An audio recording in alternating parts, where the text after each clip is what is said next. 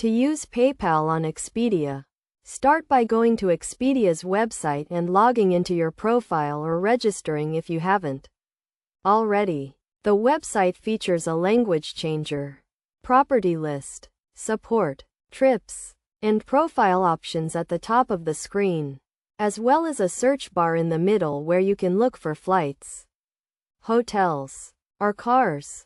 To book a flight, hotel, or car, click on the relevant option, such as stay, and enter your travel dates to find a suitable option. Once you've found something you like, proceed to the payment section and change the payment method to PayPal. This is a secure and convenient way to pay for your travel reservations, as long as your PayPal account is linked and has sufficient funds or a valid payment method. By following these steps, you can easily use PayPal to book your travel arrangements on Expedia.